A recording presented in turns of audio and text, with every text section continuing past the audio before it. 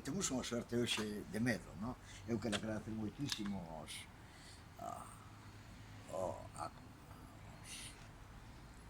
non sei, as persoas que coidan do templo, no? Da Basílica de Santa María, ou abrirnos a porta principal para podervos contar unha curiosidade das moitas que ten este templo, no? Este templo do ano remátase no ano 1559, creo, no?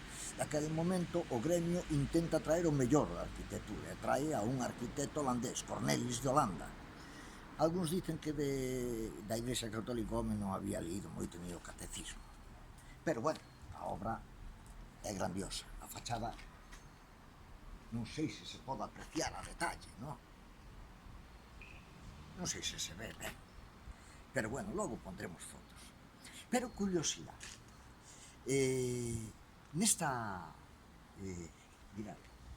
fachada aparece, fijarse na cara.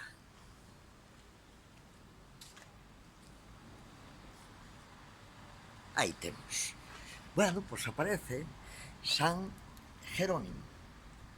San Jerónimo, que foi obispo, parece ser que este home foi o primeiro que fixe a primeira traducción da Biblia ao latín. Algúns dicen que cando a Cornelis de Holanda lle mandan representar aquí a San Jerónimo, este home dixo, bueno, se este home vai estar lendo aquí todo o tempo, eu voulle poñer gafas. Claro, as gafas non existían todavía nesa época aquí, non? Existían en Holanda. E o home dice, como viña coa idea de Holanda, aunque aquí non había, colleu e nos fixo a figura de San Jerónimo con gafas.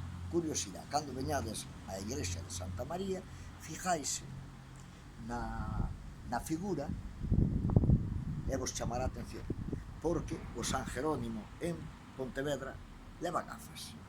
Queda aí a curiosidade. E eu vou.